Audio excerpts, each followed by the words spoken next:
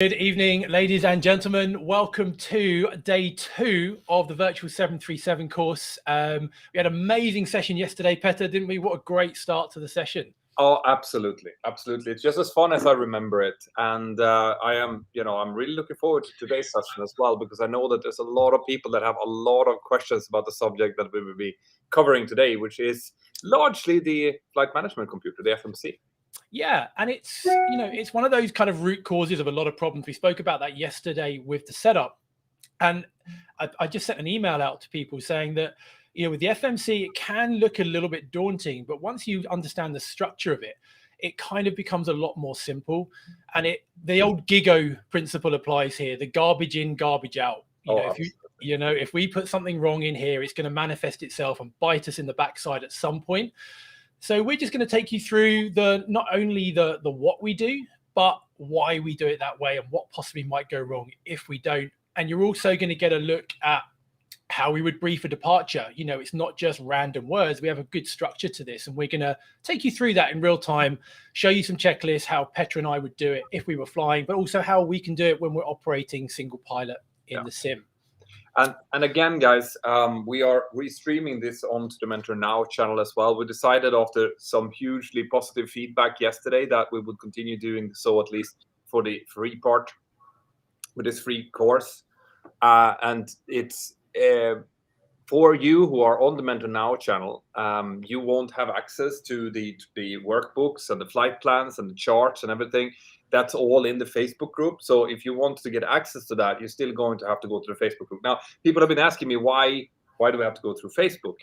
There's no other way of doing it. And the fact is that that's just the easiest and best way that we've found to kind of host both the workbook, the PDF, and the chart, and do the video stream, and also have the community in one place. Yeah. So we are looking at ways to solve this going forward. But at the moment, you can watch this here with us on the Mentor Now channel or on Facebook. But if you want to really the full kind of experience, you should go in and use the links to join the Facebook group.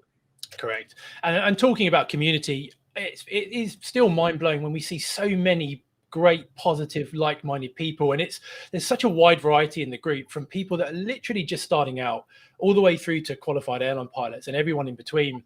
But there's this common thread between all of us of this just love of aviation, and wanting to learn more, and the wonderful 737 as well. So it's lovely to see this common thread uniting people around the globe in this common thread. And the Nerd Bell. And the Nerd Bell, of course, absolutely. Yeah, we had a good live Q&A today, and the Nerd Bell came out. So every day this week, I'm live at 12 UTC. Where I answer your questions on pretty much anything aviation related, but particularly to anything that we did the day before. Had a great session. Petter joined us. Nerd Bell does come out quite a lot because we do geek out a little bit and go quite deep into some systems. So if you want to do that tomorrow, I'll be live tomorrow as well at 12 UTC. But hi, everybody signing in. Great to see so many of you here. And we're going to kind of dive in now, Petter. So we're going to play around with the screen a little bit to hopefully give you the best of both. And let us know what you think about that. So what we're going to be doing is carrying on from where we left off. So yesterday we did the whole pre-flight setup, so that we got the aircraft from what we call cold and dark, where it's fast asleep, and took it so that it's now ready to basically go apart from the FMC. And that's what we're going to dive into now and take you through a methodical, logical way of setting up the FMC. And then we're going to do a standard departure briefing, something we do on every single flight. And then we're going to finish off with the before takeoff checklists. And then we kind of leave that there ready for tomorrow. And this is where this bit here is putting in the groundwork so we get all the action right in the subsequent sessions. But excellent. Right, Petter, so let's have a look. So we are now basically where we left off. Everything's done. We've done the bell checks. We've done the rainbow scan, the waterfall flows. We've done everything. We finished off yesterday, if you remember, down at the rudder and aileron trim. And now in real life, I'd be jumping into the flight management computer, which is completely blank, and going into the setup. Now, hopefully those of you in the Facebook group did see the flight plan that I put out in there. I also emailed it out as well.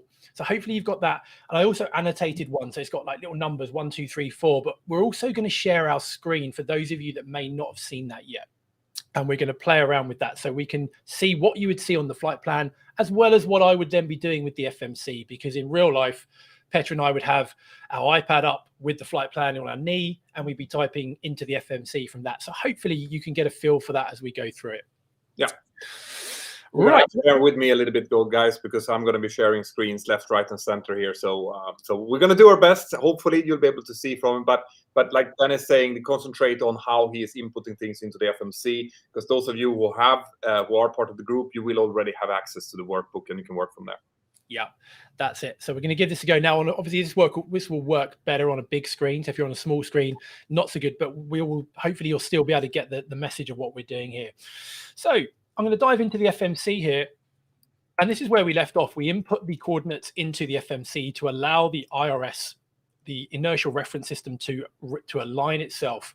And that's where we get off. Now, the FMC will guide you through the standard process. There's a lot of buttons on here, and it's very easy to get lost at first. So we're going to show you the Boeing logical sort of steps to take you through this. Now, we start on the position initialization page. That's how it boots up when you first get power on it. We've put the coordinates in yesterday. And now on the bottom right of the screen, you can see it says route. And this is how the FMC will guide you naturally to the next step. And it will take you through this. So the next step is going to be route. So what I would do is we'll line select that with the key next to it. And as you can see, that's going to take us now to the route page of the FMC. And it has an origin and it has a destination. Now, Petra's got the flight plan up there. And for those of you following, if you look at number, we're going to basically follow the order that we've got up in the flight plan. And we're going to enter this in. Now, you can see at the top of the flight plan at number 1, we've got the code. So Echo Golf Sierra Sierra, that's the standard ICAO code for London Stansted. All UK airports begin with EG, Echo Golf. And then the last 2 differentiate the airport. So Heathrow is EG, LL, etc. And Dublin, all Irish airports are Echo India. And then the last 2 will show you the actual specific airport. So we're going to copy it, literally copy it, and straight into the FMC. So the first one. Here comes a little nice feature, which is that you have already put the position in when you did that in the first step. And since you did that, and you also told the FMC where that was, so you're in Echo Golf Sierra Sierra, it will now suggest that as maybe this is what you want to use as your origin. So it's already down in the scratch pad for you.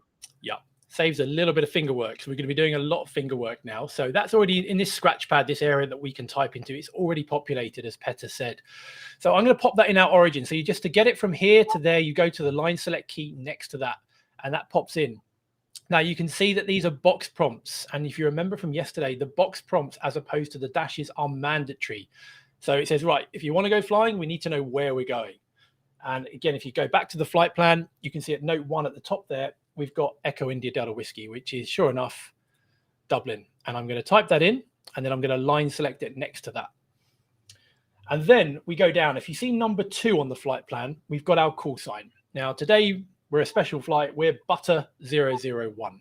So we put our code BTR 001. If you're British Airways, it'd be BAW 001 if you're a Concorde.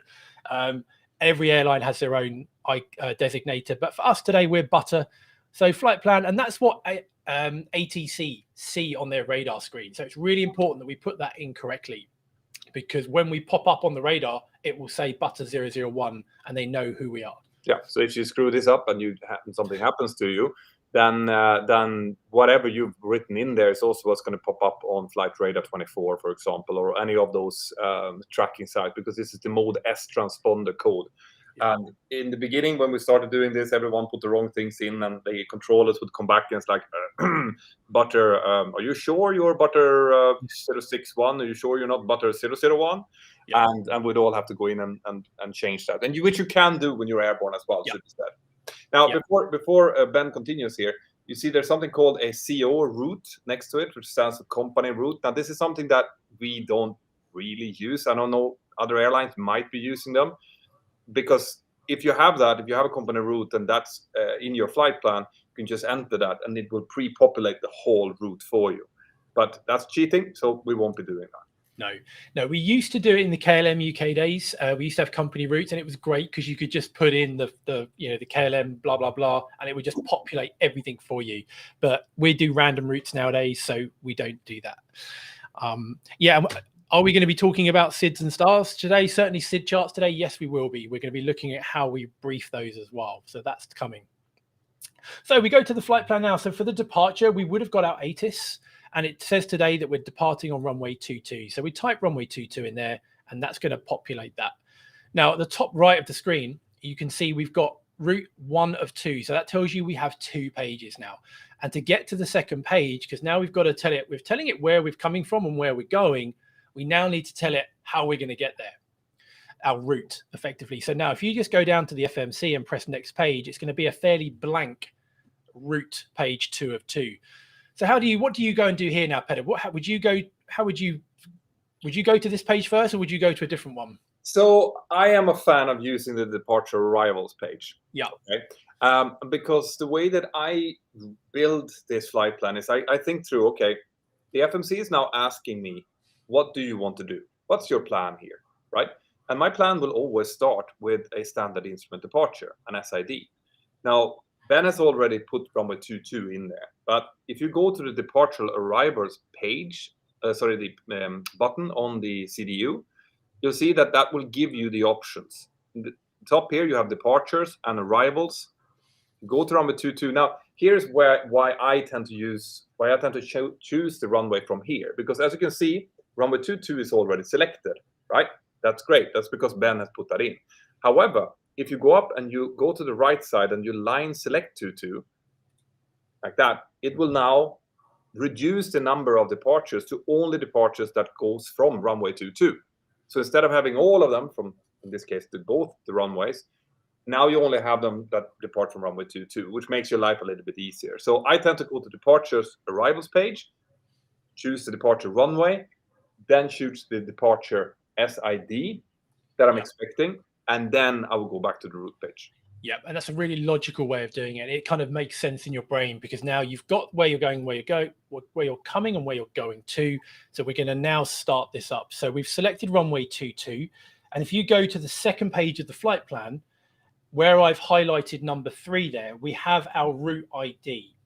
And it will start with Echo Golf Sierra Sierra runway 22. And then after that, you will see what we call our SID, our standard instrument departure, which is a set profile that we will fly based on where we're going. And today we're doing what's known as the UTAVA 1 Romeo. So again, we've got 2 pages here. If you're flying into somewhere like Barcelona or Madrid, there can be pages and pages and pages of these. So we have to be careful we get the right one, because as you can see, there's shortened versions in here. So we're going to go down to the UTAV 1 Romeo, which is the UTAVA 1 Romeo, and I'm going to line select that. So now we've got runway 22, UTAVA 1 Romeo. And what we need to do now is go back to our departure arrival page. You can either press index or you can press departure arrival. It does the same thing. And then you can come down to the arrivals runway for Dublin. So you select Dublin arrivals. And again, we're expecting runway 28 left. So you can see there's 12 pages here. So we don't want the visuals. We're going to keep going down. ILS 28 left on page 2. So here, it's worth pointing out that on the flight plan, we have runway 28 right. Have we? Yes, we do. My bad. I can do that. We can do it right. Yeah. But it's a good point. So not like what you would have to put in here is what you expect to get. Yeah. Right? The flight plan would have been issued by the flight planning department, and they might just put a runway in there. But you might know from experience or from a previous flight or something that another runway is in, then it's perfectly okay to put that in. So the flight plan might not always be 100% correct when it comes to that. Yeah, good spot, everyone. And Kendra's just pointed out that the name of today's stream in Facebook is just saying the Q&A. So it looks like I did change it, but maybe it didn't actually execute that. So I will change that back as soon as this is finished. I'll change it to reflect day 2. So Kendra, thank you for spotting that. I will amend that. Thank you. Lulu says it's actually showing how to program it. So hopefully that's working. Okay, we'll look into that. So for the purpose of this, we'll keep it accurate and we will select 28 right. And you can see that on the flight plan at the end of it, it comes up with a star, a standard terminal arrival route, which takes you from the airways down to the first point of the approach. So that's the Bagzo 3 Lima. So we've got here Bags 3 Lima. And we have a transition. Now we might not know what the transition is at this point. And that's fine. if we have the time, we can go to the charts and then we can see them. I mean, Peter, what is a transition? How would you, if you're going to kind of briefly sort of summarize what that is? Okay, so transition basically, normally, especially at bigger airports, the standard arrival route, will bring you to a specific point. And then from that point, there's going to be further routing that is specific for the arriving runway, basically. Yeah. So in this case, we are being brought in by a BAGSO arrival. Once that happens, you can always, it's always a good guess that maybe it connects to something called BAGSO, because it tends to be the last point of the route, which is also the first name of the transition. But basically, it's a continuation of the route. So if you don't put this transition in, the route does not connect to the approach. But once you put the transition in, that is literally the transition onto the final approach fix, which will then bring you down to the runway. Yeah, and I will show this in another video coming up, and maybe in the Q&A I'll show you a couple of examples, but I'm just going to select a Beano at this point. And now we've put our departure and arrival, we can go back to the route page. Okay, and what you'll see now is some of it is now populated from what we've just put in. So if I go back to route, page 2, you can see now we have via and to. So we're getting airborne off 22, and we're going via the Utava 1 Romeo standard instrument departure to a waypoint called Utava.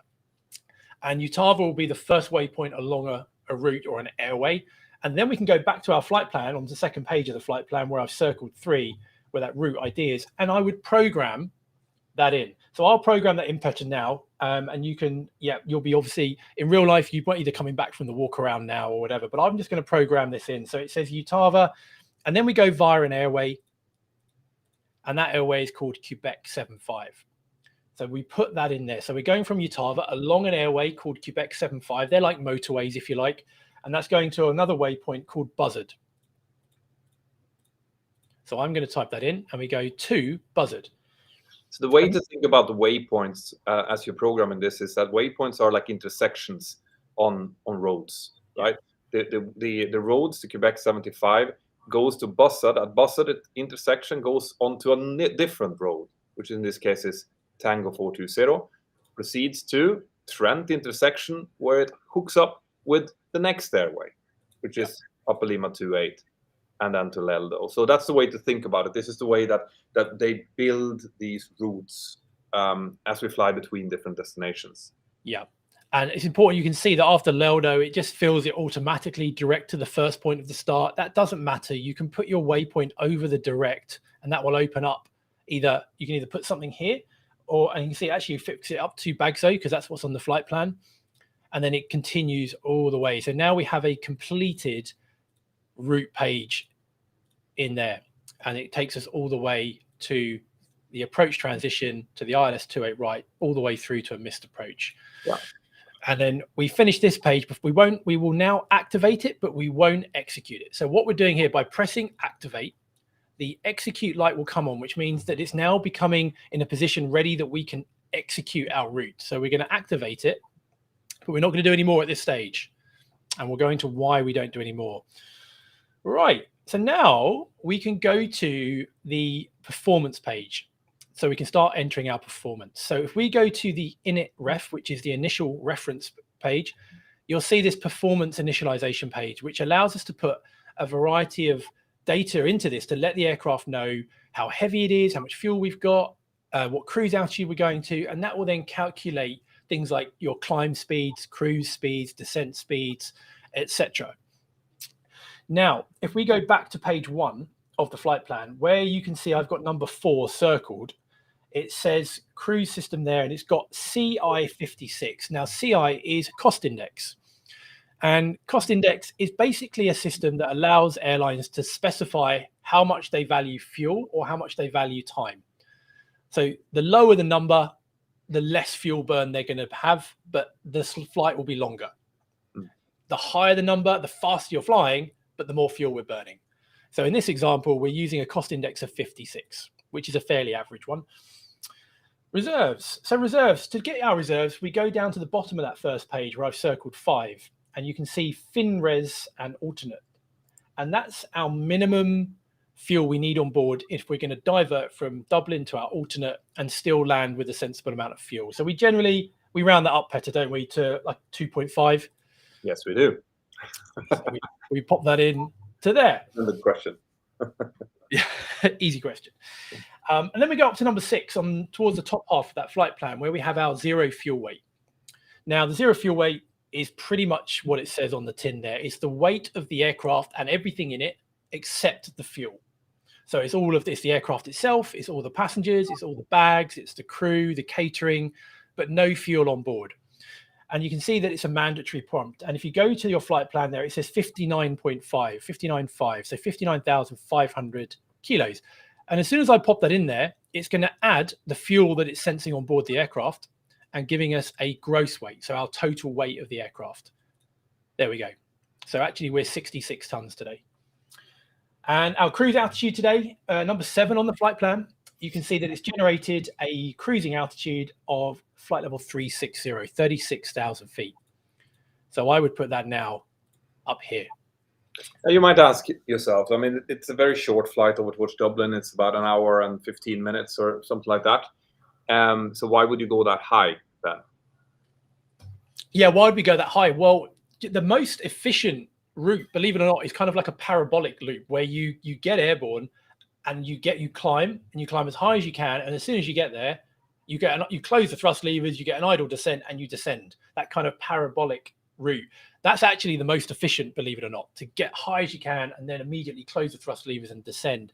So the flight plan will look at the winds aloft. It will go, what winds are up there? Where are the stronger tailwinds or the lesser of the headwinds, if you like? It will look at your weight and it will generate this in a computer and go, okay, the most efficient route for us today is 36,000 feet. Or it might be just capped because of air traffic. Maybe they wanted 380, submitted the flight plan, and it gets rejected. And they go, no, you can't do that, but you can go at 36,000 feet. You'll see that, for example, if there is a period of a lot of ATC strikes in Europe, you'll see aircraft flying at very, very strange altitudes, sometimes very low. Yeah. And that can be because there are restraints at higher levels. So there might be air traffic controllers, I'm just going to say in France, just as an example, that might be reducing the capacity in certain airspaces. And then you might have a 737 cruising at flight level 280 or 28,000 feet, for example. So if you see something weird like that on flight radar 24, that might be one of the reasons. Yeah. And even though we're filed at 360, there's nothing stopping us when we get airborne and we're coming up to our cruise level to actually request higher if it becomes efficient for us to do so. And sometimes we'll get it, sometimes we won't. But that's what we'd at least start with. Now, the cruise wind underneath that is, we'd actually normally get that actually our top of climb waypoint. So we get a snapshot of the wind when we reach 36,000 feet. And if we go to page 5 of the flight plan, actually, there's lots of TOCs, which is top of climb. So we go to top of climb, which is page 5, the first waypoint in page 5. I actually haven't put a number on this, but it's the very first waypoint there. And as you go further right along that flight plan, you can see wind component, and the actual wind at top of climb today is 276 degrees at 51 knots. So I would put 276/51, which means at the top of climb, that is the wind at that point on the flight. And that's quite an important step, because when we climb in VNAV, it's going to try and get us there in a set distance. So if you've got a very strong headwind, you'll see your climb speed is actually very fast. Whereas if you've got a really strong tailwind, your climb speed might be a lot lower. But we're going to get to that waypoint at the same place in space, if that makes sense. So and since we're on that topic and we're looking at this part of the flight plan, we're not going to go into this much deeper at the moment, but we can see here as well that the wind is coming from 276 degrees. Now we're going from Stansted to Dublin, so we're going westward. So we have a headwind of 33 knots. And below that, there's a little number saying shear, SHR. This is actually indicating how much turbulence that we can expect. So for those of you who are nervous flyers out there, this is one of the indications that we have as pilots that this might be a little bit turbulent, and anything above 3 is considered potential turbulence. Below 3, not so much, right? But if it goes 3, this is an indefinite number. It can go up to 1,356. You know, it can go as high as possible. But I've never seen it much higher than 10. And if you do get that, you tend to get quite a bit of turbulence. Yeah, you could do. It's certainly a heads up. Yeah, and someone's got a good question saying that why would we not just use the average wind? The average wind could be good, but an average wind takes the wind for the entire route. So if we've got a 4 or 5 hour flight, it's taking the average wind of that entire flight, which could be very, very different to the wind you're experiencing in your climb. So this gives us the most accurate wind for our climb phase and enables us to set a more accurate speed for that element of the flight. So that's generally why we would do that.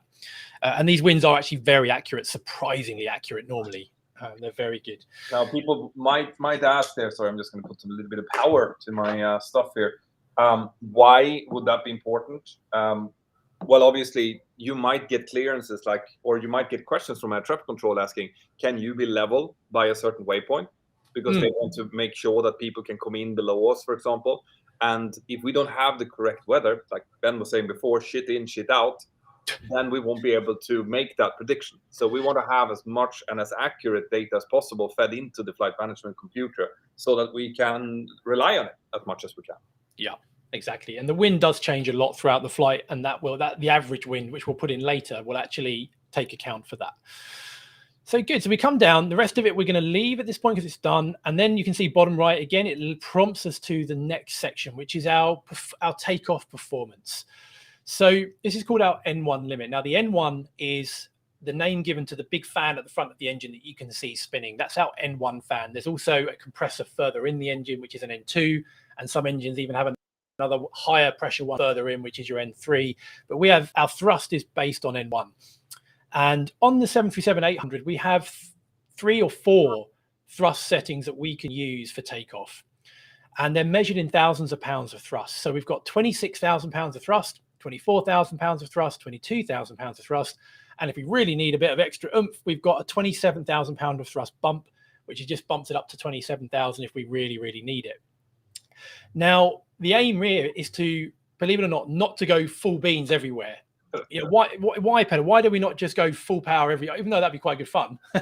Why don't we? Well, first of all, the engines are they're very big. There's some, in most cases, overpowered because this aircraft can lift up to 78 tons, and we tend to maybe go with 66, 67 tons in most of the cases, which means that it would create a very significant acceleration, which is good fun, but it will also burn engine life. Right. Yeah. So the more time that the engines are left in takeoff power, the closer it will be between the maintenance intervals. Certain parts needs to be replaced a little bit earlier, and it burns more fuel and it makes more noise. So that's 3 things that the airlines really don't like: extra maintenance costs, extra fuel burn, and potential noise complaints. So if we can reduce that, which means that we can check how much we actually weigh, what's the outside temperature, what's the wind, and then we can find out, right, how much thrust do we actually need in order to make a safe takeoff. That's what we're trying to do now. Yeah, and by selecting one of these, so normally for like a Dublin flight, we'd be light enough that we would calculate this in our takeoff performance, which we're not going to do now, but I can go into in a Q&A tomorrow if you'd like to know a little bit more about that. But it's quite a big topic in itself. But we would basically put in all the data for today. So the runway we're using, the weather, winds, temperature, all that kind of stuff, and it will tell us what the D rate we can have to get airborne with. Now today I've done that already, and we can take 22K. So by selecting this, you can see, so at full power, we've got 98.4% N1. That's that's the thrust that it would give at 26K. We're going to select 22K, and that brings it down to 92%. 17 degrees outside at the moment. And we can also do something called an assumed temperature, or a flex if you're coming from the Airbus world, that tricks the engine into thinking that the temperature outside is hotter. Remember, if it's hotter outside, the air is less dense, the engines don't perform quite as well.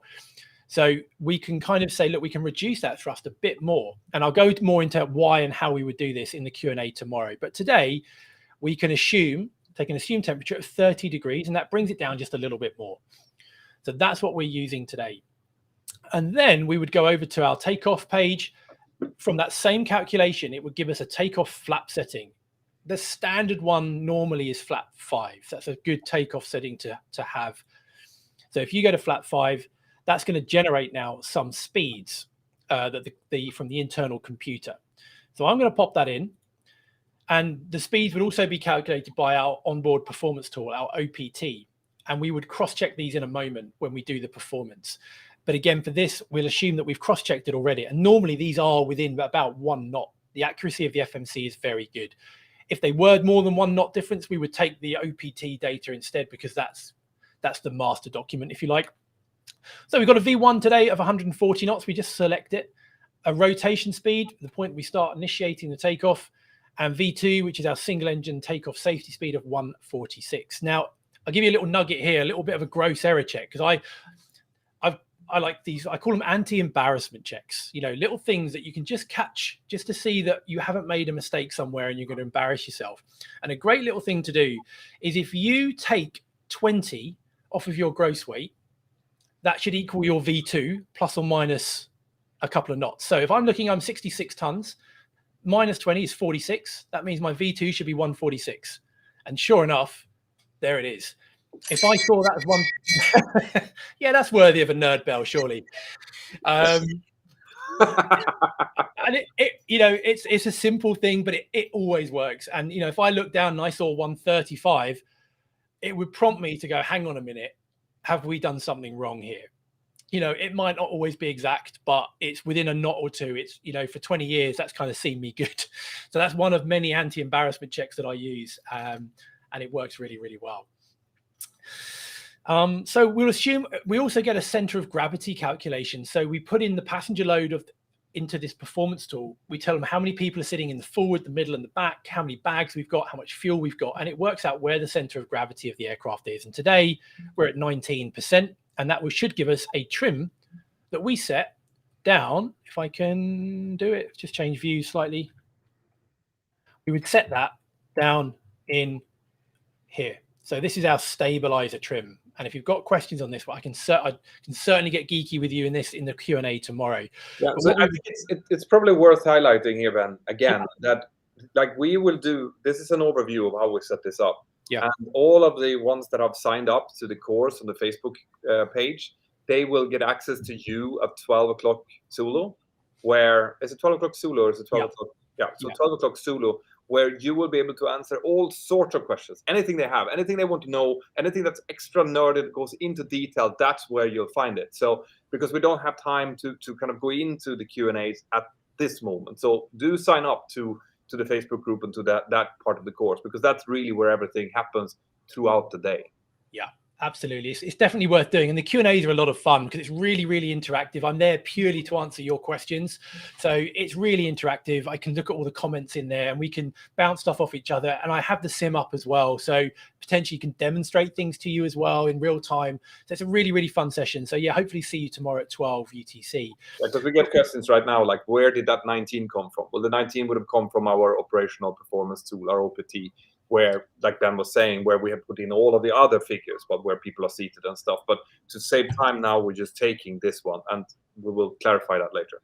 Yeah, because the performance side of it is actually quite a big topic and something we will go into in the future. But for this, it would just extend it a bit too long if we go into that now. So we'll assume that we've done that, and I have done that. But for those of you in the sim, if you haven't got, the virtual performance tool is a great tool, and a big shout out to Navigraph, who supply the charts. They're an excellent setup. If you want charts for your sim, Navigraph is where you can get them from. And they're the same as real life. They do say do not use for real flight, but they're exactly the same. So big shout out to Navigraph. They're a great company. So yeah, we do that. But if you want a ballpark figure for a normal kind of, as long as you're not somewhere really short or somewhere very high, if you select maybe 22K, flat 5 and 19% CFG, that's generally fairly average, six units of stab trim, you're never going to be a million miles away. That's probably going to work for you, but we will go more into performance coming up. So I would now set that trim. It says 6.1, and this is something we would normally do as a crew, but I'm going to set that back until the little white arrow points.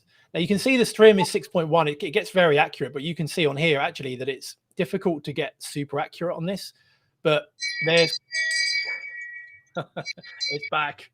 I'm back. Yeah. So, what would happen here is that when we're doing this together, the captain and first officer, we will agree on the stab trim to be set from the FMC once we've done this.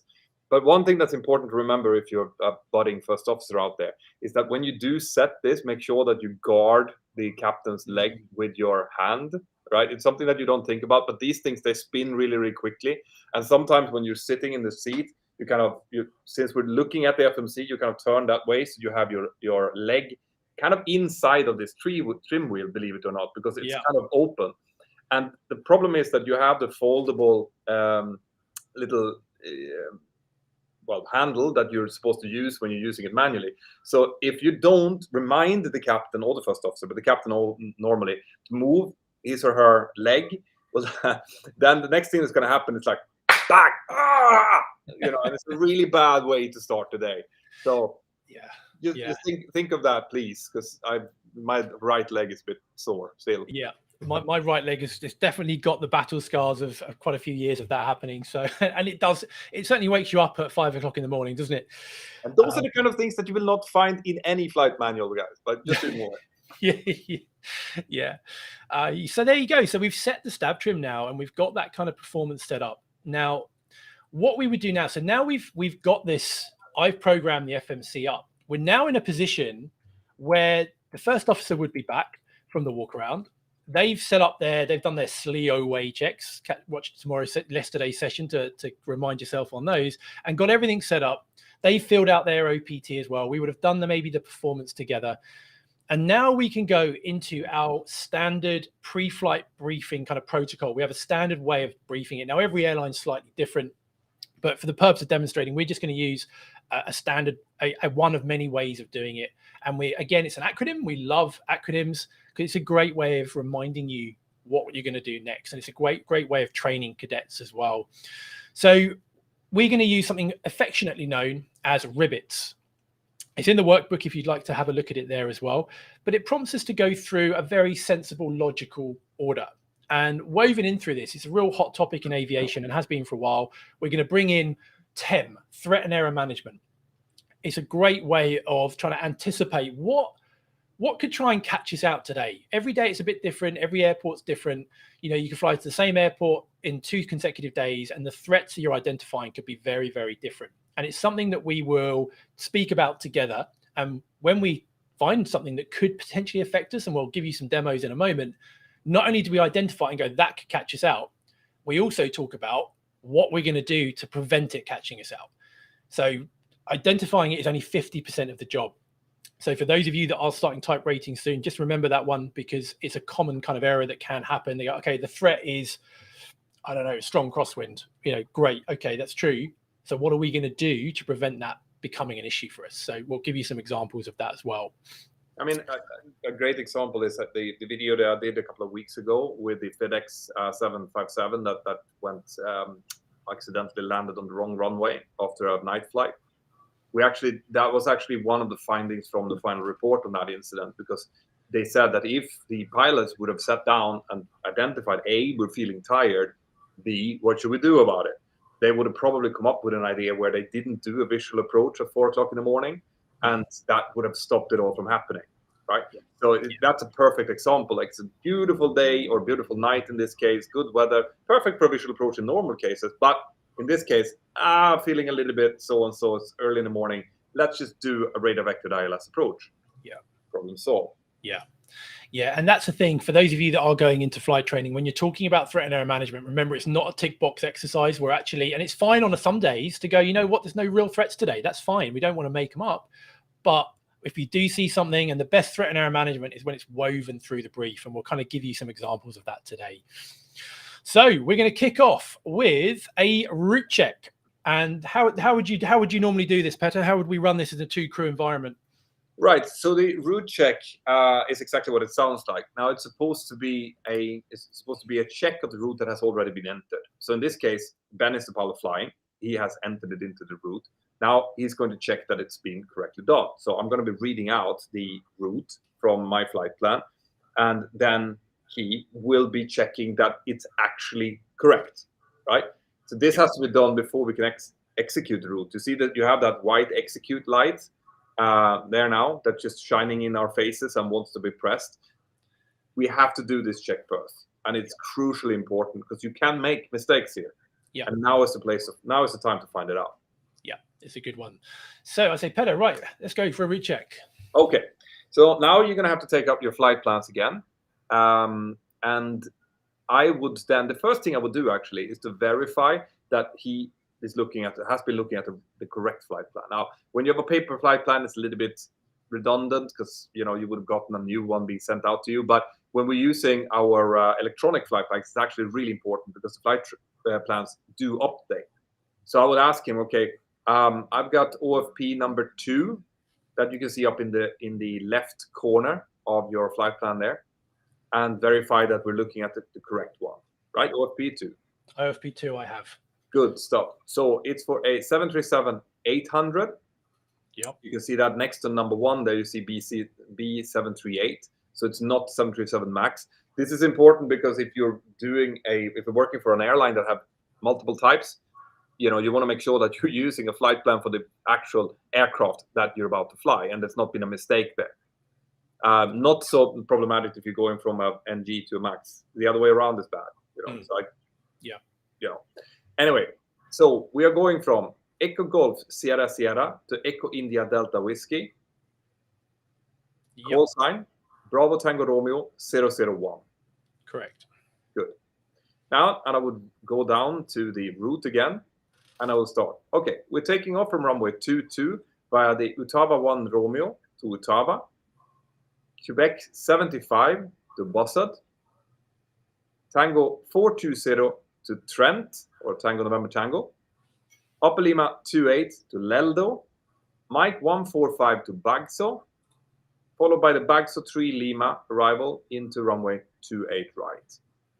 Then, total distance is up here in the right-hand corner. It says 330 nautical miles. Yeah, so the ground distance on the flight plan says 330, and then what you can do is go to your progress page, and then you can see it says Echo India Delta Whiskey 336. So the flight plan is saying it's 330 miles. The FM says 336. They very rarely exactly match up, but we're looking for a gross error check here. If that said 480 miles, you would be like, hang on a minute, something's not right. But 336 is certainly close enough. And good, I say 336. I would execute that now because I know that it's correct. How much fuel do we have there, Ben? Yep, and then I come back here and it says our arrival fuel is 3.8 tons, a very healthy 3.8 tons in Dublin. Good. And we have a alternate fuel of 2.5. So good. That makes sense. Yeah, so we're going to land with about 1.3 tons over and above our absolute minimum fuel on board. So that's a great thing. So we execute that, and that's the route check done. Now, the eye of Ribbit is an instrument cross-check. So I'm going to read across what I see, and Petter would actually have a look as well, just to make sure that what I'm saying is matching on his side. Okay, so I say route check, and we start with the clocks and go across. So here it's 12:30 UTC.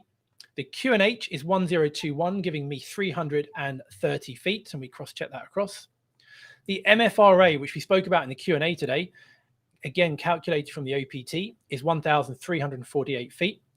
The flight directors are on. Now, if I just zoom in, flight directors are on, and I'm pilot flying, so mine is the master. So I have the green light on, not here. Mine's the master, and the standby instruments are set.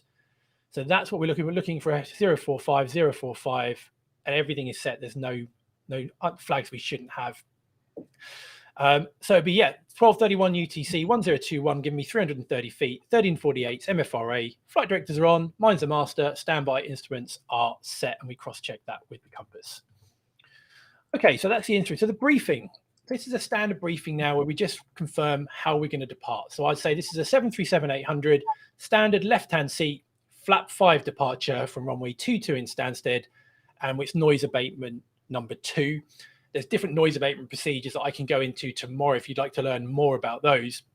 But in Stansted, we're using noise abatement 2, which means we bug up and start the acceleration at 1,000 feet. We could also add other bits to that. Anything non-standard? Anything you'd add at the end of that if we needed to, Petter? Yeah, so basically anything that is non-standard, if it's wet speeds, for example, if there's something that you want to highlight. I don't know. Could be maybe, it could be anything like there could be an automatic frequency change once we get airborne. That could be something. Maybe the anti-ice might be on. Maybe even if I was going to hand fly it, and maybe I wouldn't do it in Stansted, but if you wanted to hand fly the departure, you could brief that I'm going to hand fly the departure as well. But anything non-normal, but that's the kind of bare minimum. So we've done a route check, instrument cross-check, briefing. E is the emergency. So for the first flight of the day, we brief and remind ourselves of the emergencies we might expect on the ground and what we would do and what we wouldn't do. So I'll brief you now, Petter, for the emergency brief. So that means that I'm going to have to be the FO. So you're going to pretend to be the FO. I'll pretend to be the captain, and I will start the brief as I'm pilot flying. So I would say above 80 knots, I will only reject for an engine fire warning, failure, predictive wind shear, or if the airplane is unsafe or unable to fly. If the call before V1 is stop, I'm going to simultaneously close the thrust levers, disengage the auto throttle, manually deploy the speed brake, confirm we have max RTO or max manual brakes, apply max reverse thrust. I'm going to bring the aircraft to a stop, and I'm going to set the parking brake. Perfect. I will, if you call stop, I will monitor your actions and I will call out any omissions. I will call out 100 knots, 80 knots, 60 knots, and auto brake disarm. Once the aircraft has come to a complete stop and you've set the parking brake, I will set the flaps to 40 and I will notify ATC of our reject. Good. And at that point, then, it's important that we would slow everything down, and I'd brief that. We slow everything down, we'd evaluate the situation, we'd carry out any drills as appropriate. And if we decide to evacuate, we would read and do the evacuation checklist on the back of the QRH, the quick reference handbook, which we had a look at in the Q&A today. And I would pull the cockpit voice recorder CB, which is behind me here, so Petter can make a video about it in a few months. And what would you grab, Petter, if you were going to evacuate? So we need to get the load sheets, if we have one of those, and NOTOC, which is anything that has to do with dangerous goods on board. All of that we need the load sheet because we need to know how many people were on board, so we can tell the fire chief, which is the one that's going to take command from us once we leave the aircraft. And obviously NOTOC, they will also need to know, so they know where it's stowed, what it is, and how to deal with it. Exactly. And just one question, because it's a good one. Why do we go to flaps 40 when we reject a takeoff? Excellent question. So this would be something that's very typical for the 737, and it has to do with the fact that we don't have any inflatable slides coming out of our overwing exits. Instead, the aircraft is so low to the ground that you can use the flaps to slide down onto the ground safely. So when you evacuate off a 737, both the MAX and the 737NG, you go out on the front emergency exits. There's actually this rail that you're supposed to take out and attach to the attach points. If you look out on the wing on the 737, you see that this little, I think it's a yellow attach point. That's for this. And then you're supposed to evacuate just sliding down the flaps. Just if the flaps are not extended, then it will be a bit of a jump for the ones that are coming out that way. It's not going to be that bad, but it's going to be a bit of a jump. Yeah, I mean, the top of the wing is probably, I mean, I'm 6'1"-ish, and I mean, the wings, it's just above my head. So it'd be like jumping off a 6-foot wall or something like that, which is not ideal. So by lowering the flaps, we get a nice curve and we can slide down, or the passengers can slide down. So that's a really good question. Yeah. So we flat 40 and then we go. So that's what we would do if we decided to stop and evacuate. If the call was keep going, if we're going to take the problem into the air, so if the call is keep going, we'll take no actions until a minimum of 400 feet. And then I'm going to state malfunction. We'll ask you to state malfunction. We'll carry out any memory items if there are any, and we will cancel any warnings. We're then going to climb straight ahead to our MFRA, which normally is 1,000 feet above airport elevation. So at 1348, at which point I'm going to call bug up, which is where I move my speed bug, this magenta bug, to where it says up. We're going to begin the acceleration. We'll retract the flaps on schedule. And once we get flaps are up and there's no lights, I'm going to ask you to engage level change. And we're going to go into the M1 and select max continuous thrust on the good engine. And then we're going to climb to the MSA and we're going to enter a hold. So we've now briefed what we're going to do if we stop and if we go. And most runways nowadays will have a engine out SID, an EO SID, which is an engine out standard instrument departure, which we have, and we would brief at this point. So, Peter, what's a couple of slight differences between a standard departure and an engine out one?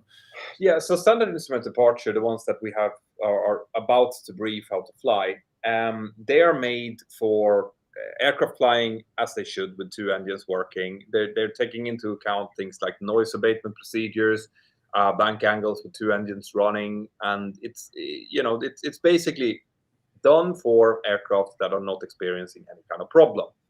But an engine out SID knows that this aircraft is experiencing a major malfunction. Hence, things like noise abatement procedures falls out the window. We want to make sure that it's as easy as possible for the pilot. So in most cases, an engine out SID is just straight ahead from the runway direction out to maybe a distance of 20 to 25 miles, and then enter a holding over a predetermined point at or above the minimum sector altitude, the safe altitude in that area. Yeah. So that's why it's important. You don't want to be sitting there trying to follow the SID as you're also dealing with an engine failure. Correct. So it's something we would brief. Sometimes there's more complex ones. If you've got big mountains in front of you, it will turn you at a certain waypoint away from the terrain, and so on. But that's another topic that's quite an interesting one that we can look into in the future. But we would brief that at that point. So we've done the emergencies. So we've done the route check, the instrument, the briefing, the emergencies. We're now going to go to the T of rivets and do the taxi briefing. So I am going to just get this up here, taxi. And on the taxi chart, so we choose the taxi chart and we look at where we're actually parked. And today we're parked in London Stansted on 53 right, Charlie 53 right. So we'd identify where we are. We'd look out the window and it would actually say, my scenery is actually not updated, but it would actually say 53 right out there. So we go, right, that's where we are. So we know where we are. We know we're using runway 22. So what we can do is look along that taxi chart and go, where do we think we're going to go? And in somewhere like Stansted, in this scenario, it's actually really simple. But if you're in Barcelona or Madrid or any big major airport, the taxi routing can be really, really complex. So it's important that we have a good mental picture and our mental models kind of match before we actually start taxiing the aircraft, because it can be really confusing, particularly when you add in, maybe we're unfamiliar with it. It could be nighttime, it could be foggy. You know, you can see all these Swiss cheese holes lining up and problems can start manifesting themselves. So I would say to you, Peter, right, we're on 53 right. We expect to push back onto the Charlie East line. You can see there's a west line, a middle, and an east line. If we're pushing back from those, from the eastern side of the apron, we would expect to go onto the east line. If we're on the other side, we might go to the west line. And if you're on a really big airplane with big wings, you'd have to go onto the central line. So I say we're going to go onto the east line, and from the east line, we're going to taxi out. Now, a threat here, talking about threat and air management, is you might have traffic coming in or taxiing out on the west line. And that means we're really close. Our wings are going to be really, really close. But as long as we're on our center line and we can visually see that the other aircraft is on their center line, we know that our wingtip clearance is safe and it's assured. So we would say, look, the threat here is ground collision. To mitigate that, we're going to make sure we're on our line. We're going to look to make sure they're on their line. And if we're not sure, we're going to tell ATC. We're going to stop and tell ATC. They will tell the other aircraft to stop. They'll probably send a marshaller out, like a yellow vehicle out to go and check. And we've avoided a ground collision and being in the news that evening. Yeah, it's super tight. It looks super tight. Oh, yeah. It looks, when you're looking out the way, it's horrible. When you look past and you taxi, it looks awful, doesn't it? And the problem as well, this comes a little bit into the human anatomy, is that when we're taxiing, we're sitting straight ahead. And when you have people coming and you're passing things on your side, you don't really, like, even if you turn your head to try to look at it, your nose is in the way, right? You don't notice that, but it means that you lose depth perception. So it's super, super hard to actually judge whether or not you're going to crash into something when you're looking 90 degrees to the left like this, just because your right eye is actually not seeing what you're about to come to. So that it's, you have to straighten the lines, basically. You have to be really careful with that. It's a really good point, because we brought, but after a couple of ground incidents globally, Boeing actually came out and said that they decided that it's actually visually impossible to judge whether you're going to clip the wing or not. They actually came out and said that. Which is why we need cameras. Which is why we need cameras. Exactly. Yeah. Yeah. Watch this space, huh? Yeah. Yeah, but cameras, we talked about that in the Q&A actually, but yeah, cameras would really make a big difference. Really it's one of my personal crusades. I'll get some kind of cameras at some point. Yeah, the Mentor cameras will be installed globally. That would make a big difference. Oh, I'd love them to call that. Good. So we talk about that, and then we're going to go out through Link Charlie, and you can see we probably expect holding point Sierra, possibly Romeo if it's busy. And you can see there's a little red circle around that says HS2. What does that alert us to? That is standing for a hotspot. Yeah. So a hotspot is basically where there's been a potential for a collision. It's a hotspot for potential confusion or error for pilots, probably in nighttime low visibility. So it's just alerting the crew that there has been some issues there in the past. Basically, we need to be extra vigilant when we're turning around that part of the airport, because it's easy to go down the wrong one if you're not absolutely sure where you're going. So again, we would brief that, and I would say to the FO, look, if you think I'm about to take the wrong turn, just tell me immediately and I will just stop, and then we will clarify it. Which, by the way, is something that you always have to do. Like it is damages to the aircraft, collisions, accidents are by far the most common during the taxi phase, right? Yeah. This is when we damage aircraft. Normally, it doesn't come with any injuries, but it comes with significant costs, right? Yeah. If you clip every time that you see something on Instagram or Facebook where someone is just touching the side of the wingtip or whatever, we're talking tens of, not hundreds of thousands of dollars in damages every single time. Yeah, it's certainly not something you ever want to do, and it's also a potential there because we're so close to the runway that if we suddenly lose our situational awareness, you can actually cross the stop bar, which is the latest point you can go without getting clearance. And as soon as you cross that stop bar, officially you're on the runway, even though you're actually not on it. And then that causes a whole heap of other problems. You know, you can have aircraft on the approach now that have to go around. You know, it gets messy. So when you see that, it just means have your wits about you, be on guard, be defensive. And if you're not sure, just stop and set the parking brake and ask ATC, and everything's good. And lastly, so we've done the route, instrument, briefing, emergency, taxi. We finished the rivets with the SID, the standard instrument departure briefing. So that's what we're going to go on to now.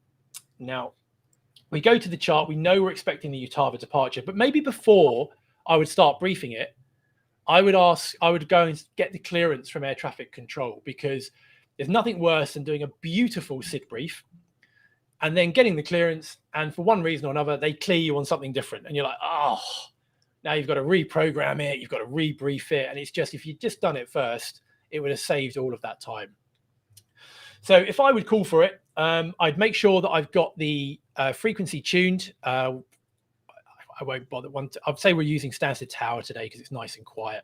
Sure. The ATIS information from the weather that we got yesterday was alpha, and we're going to do it cool in standard way. And I'm going to demo that now, and Petter can be ATC.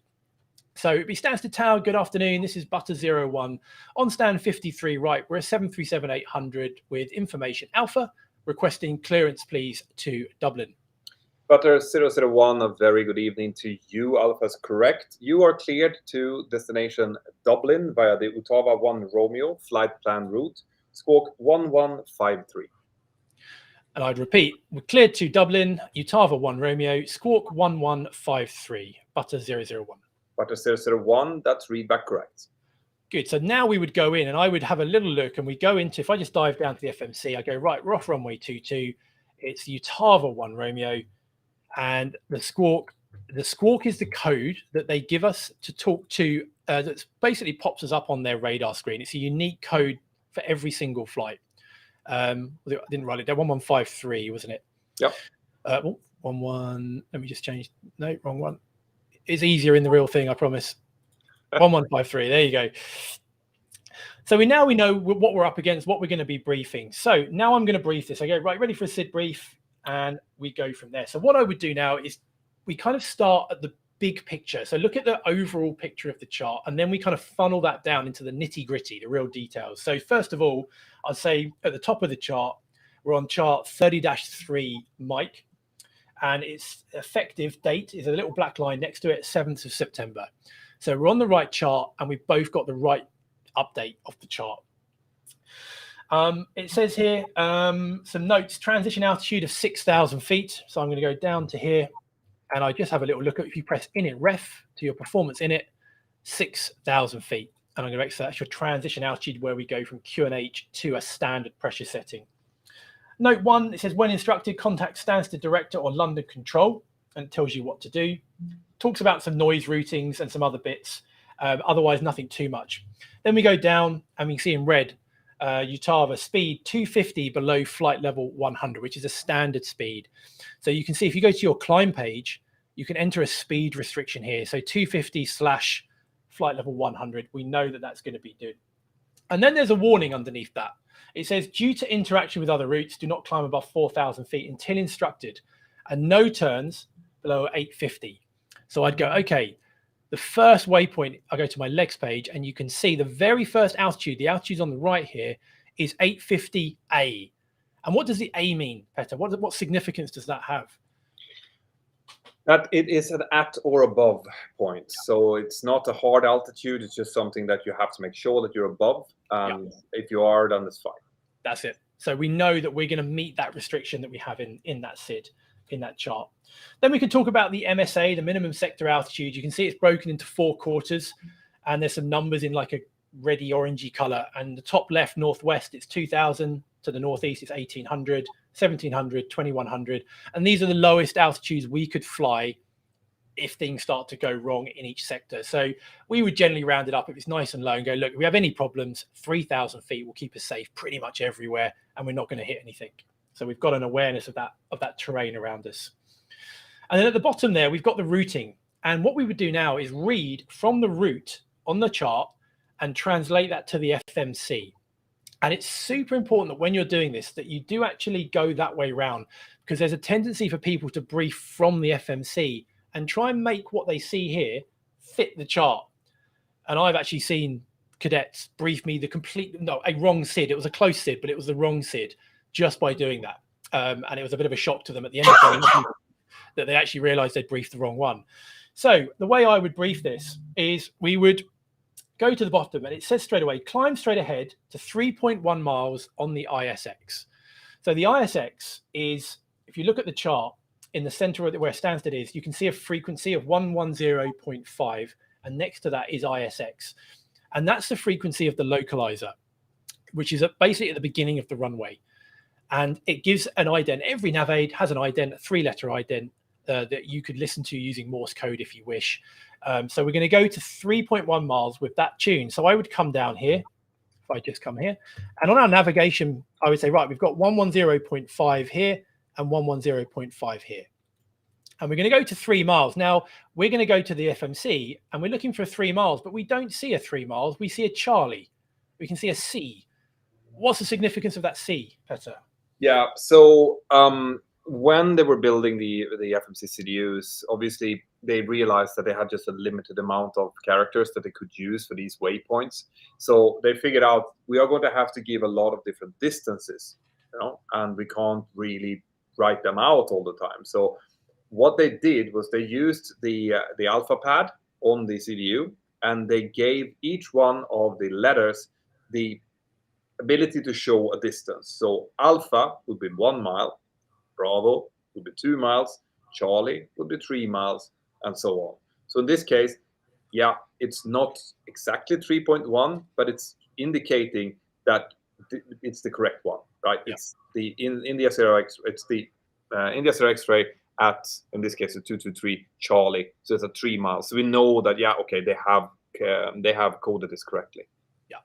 Yeah, exactly. So we're looking for either a 3.1 here or a letter, and that letter should closely correspond to it. I saw Richard Miller on, big Rich Miller here. Just say a big hello to Rich, good friend of ours. Excellent. Hi, Rich. Hey. So yeah, 3.1 miles. And then it says we're going to turn right. So I look up on the chart here. What we could do is we could go to, if you want to have a look, we can go to our plan mode. So you can see on our EFIS control panel up here, if you move this one to PLN to plan, and look what happens on your nav display, it shows you, I'm just going to increase the range a little bit, basically what you're going to see on the chart. You can see, if you're seeing the chart and my screen at the moment, you can see that now this looks very similar to what you're seeing on your chart. So it says turn right. So as a gross error check, I'm going to say, yep, that is a right turn. So that's looking good. Then it says to intercept the Barkway 169 radial inbound. Now this, I don't want to get, it's something we can go into a bit more detail tomorrow, but Barkway, BKY, if you look on the chart, is a navigation aid to the northwest of Stansted. And these navigation aids, VORs, they transmit effectively, if you think of it like the spoke of a bike wheel, like a radio wave is the easiest way of thinking it. For every degree, every point of the compass, it's radiating out. And what it's telling us to do is we can track these radials in and outbound to the VOR. So they're always called radials. So the reference is the 169 away from Barkway, but we're flying to it. It says inbound. So the reciprocal of that, if you look at the chart, is 349. So I would set on here on my course selector 349, and I'll tell you why in a moment. And down in here, you can see that it's a right turn and we're tracking 350. It's within a degree. So that's kind of sensible. And we would set 349 on this, and we've got Barkway tuned. And if you look at the frequency on the chart, it's 11625. I've got it in standby. So this is the active, what it's actively tracking, but we can flip these over. So now we're tracking Barkway. So Peter, why would you have that set up on yours? If you're going to go flying now today, what's the benefit of having that standby frequency and this course selector set up? So we are flying very modern and nice looking machines that have a lot of fancy autopilot functions to it, one of which is to fly in LNAV, right? So we're flying LNAV, VNAV, which is basically just IRS or GPS positions that we can follow, just like you would if you're flying or if you're driving a self-driving car, right? But sometimes bad things happen. And among those can be that we lose our RNAV, BRNAV capability. So for some reason, we have a FMC failure, for example, during departure, or a part of our navigational system malfunctions. And in that case, we have to really quickly be able to resume what we call conventional navigation. And that is flying on these radios. This is what you learn when you do your IFR rating. And it's basically just, all right, go over to heading select, switch over to VOR rows on the navigation display, and then start flying according to these radios, according to the old good steam gauges that we used to have. So in our mind, we are briefing, we're making sure that the FMC is properly set up so that it can do this when we press LNAV. But we also think, if this disappears, what's going to be the distance when I need to start turning? What radial am I going on to? So that you can resume that lazy quickly and not have to start to kind of like, oh man, where's my chart? Yeah. So we're kind of ready to go. I mean, I've only had a total FMC failure once, but it just suddenly everything just goes. And if you're not prepared for it, it's going to make your life a bit tricky. How long did it stay on for you? Well, I've had it quite a lot recently in the Max, and it comes back. But on the time it happened, it actually happened and stayed for the entire. We lost it for the entire flight. The whole lot went. Yeah, me too. Yeah. Me too. Yeah. We had a lightning strike, and it just busted the CDU, the FMC. Oh, so really? And we flew from Girona to Stansted, and we thought, that's fine. There's no problem. Like when this happens, worst case scenario, you ask for a radar vector and you get a vector, and it's nice and calm. It doesn't matter. And that's what we thought was going to happen when we got into the London TMA. Right? So we got into London, and it was like, Butter 005, we have a negative RNAV, request arrival route. And they're like, what? Okay, interesting to know. Resume standard navigation. And they gave us the arrival route. So we were sitting there like, oh, you have to be level 20 before Mayfield, and then you have to go, and then you have to turn outbound. And we were sitting there scratching our heads, and I could almost hear the 737-200 pilots, which were flying at the time, laughing through the frequency. That's literally what they were doing every day. And they were like, oh, now look at the MG guys that's coming in now. I have no idea how they're going to Yeah, you certainly earn your money those days, don't you? Yeah, it's but it's it works and it's good fun, and but you do have to, because it's suddenly sprung on you. You're like, oh, I've got to think about this. But it works. I mean, Rich here is he used to fly the 737. He now flies the mighty A380. I said I wouldn't hold that against him, but the A380 again, it's got some backup systems in there as well, and that's a fascinating airplane. But anyway, back to this. So he said a right turn 350. Sorry, 169 inbound, 349 inbound by D8. So if we come back to this, so from 8 miles from Barkway. So if I'm going to use, I'm not going to look up here yet. 8 miles, 1, 2, 3, 4, 5, 6, 7, 8. I'm looking for a hotel point. There it is, hotel point. So it's making a right turn to the hotel point. And then it says cross D5 at or above 3,000 feet. So 1, 2, 3, 4, 5, echo. It says cross it above 3,000 feet. So there we see 3,000 or above. The A is above, so we know that works. Then to 2 miles from Barkway at 4,000. So 2 miles, 1, 2, Bravo. Sure enough, there's the 2 mile point. And it says at 4,000 feet, and it says intercept Barkway 262 to Yatava. Now it says 261 to Yatava. And what I would then do is on the standby, we could just set this up as a ready to go.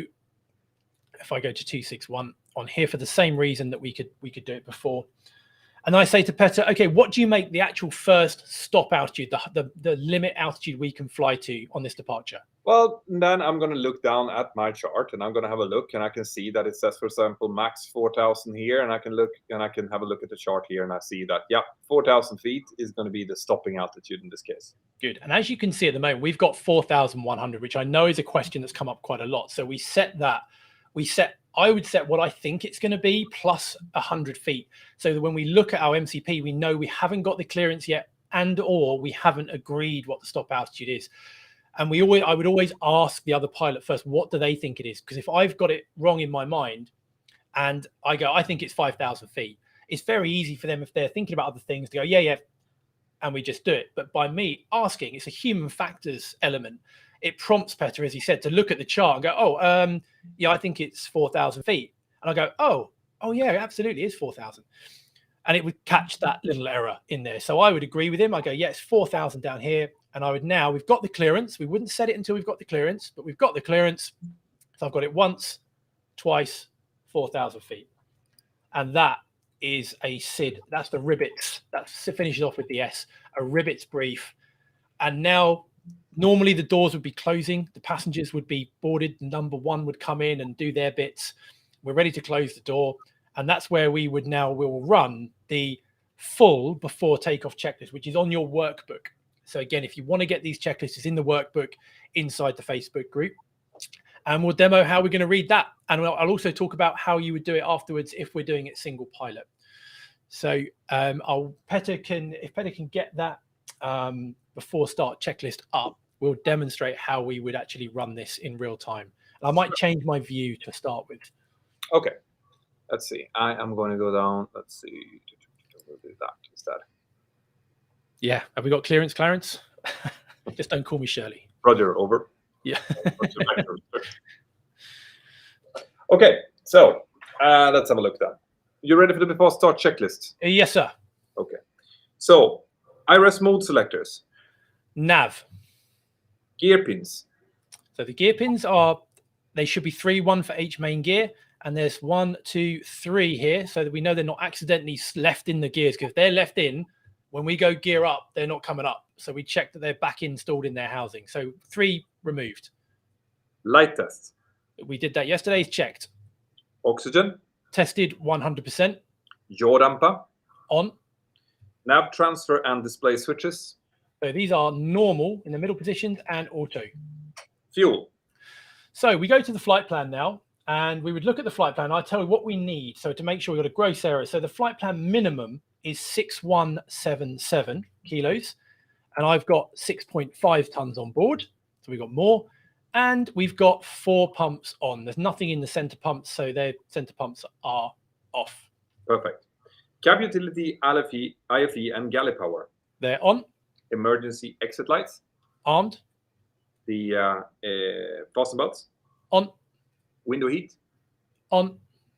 Air condition and pressurization. So we've got PAX auto, bleeds on, and set. So like this. There we go.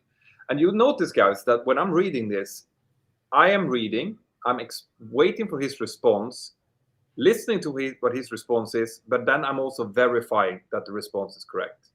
Yeah. So it's read, look, listen, basically. Yeah. And you have to do that, like, because it's so easy, especially when there's time pressure, to start rhyming responses, because we all know these responses, what they should be by heart. So they have to be, this is something that you have to be awake for. You have to take your time, no matter how much time pressure you're on. This cannot be stressed. No, if you get this wrong, it will cause accidents, incidents. People can die. It sounds like we're over sort of emphasizing that, but that read, look, listen philosophy is so important, and not to rush these, just to take our time. Yeah. Good. So, I'll repeat that: air conditioning and pressurization. Pax auto, bleeds on, set.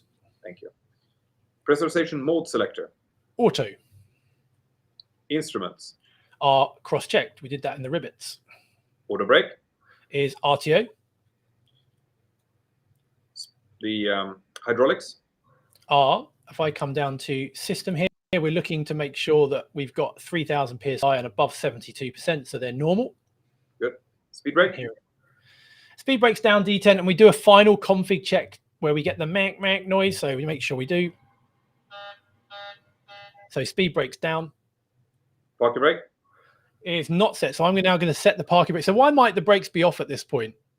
So if this is a turnaround, we normally, after landing, the brakes are really, really hot. They accumulate a lot of energy when we're braking.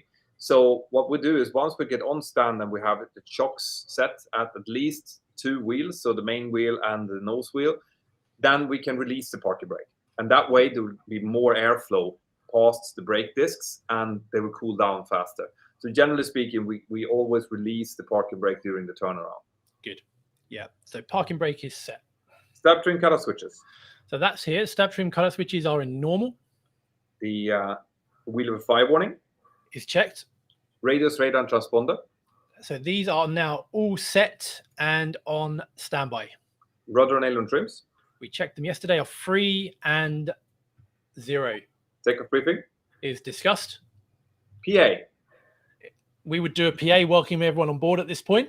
So PA we would say is complete. FMC CDU. So FMC CDU, so that's the flight management computer control display unit. So generally speaking, pilot flying will have the takeoff page. So to get there, you can either go to route and then takeoff. And pilot monitoring would have the legs page, so we can see where we're going. So that's what we would depart with. So that's now set. Perfect. The N1 IS bugs. Okay, so the N1, we have it set. So we're looking up here. So we got the M1 and ASB bugs. We make sure that the selectors are in auto, because that's what is automatically generating our calculated N1 and our ASB. So we go auto, auto. We've got 22K reduced to 91.6, and we've got speeds of 40, 41, and this is the important step, 46, and that prompts us now to go up here and set the V2. That would normally be set when we did the performance, which we kind of did quite quickly today because we wouldn't have had time. So that's set. Good. This was where were we? We were at M1 and ASB bugs. There we go. Stabilizer trim. So stab trim. So we go from the FMC. So 6.1 units set. Performance, weight and balance is signed and sent. Thank you. EFB is aeroplane mode and stowed. So we would stow our EFB on the iPad mount here. So we make sure it's in aeroplane mode and we would stow it. Good. Flight deck windows and cockpit door. Yeah, so we would, Petter spoke about windows opening yesterday. So basically we would bang this handle, knock it forward and just pull it to make sure that it is actually locked and it's not going to open. And the cockpit door we check is locked as well. Good. Doors. So we look up here and we've still got the forward entry door. So we're checking to see if these are black. So I can go in here actually. If I just go to menu and I go to FS actions and I go to doors, I can go to close door and I go back to menu and I go back to FMC takeoff. Now, if I look up here, this is the door panel. Maybe if I go to this view, it's probably a bit easier. We're looking for all of these to be off black, which means none of the doors are open. So doors are closed. Thank you. And finally, passengers.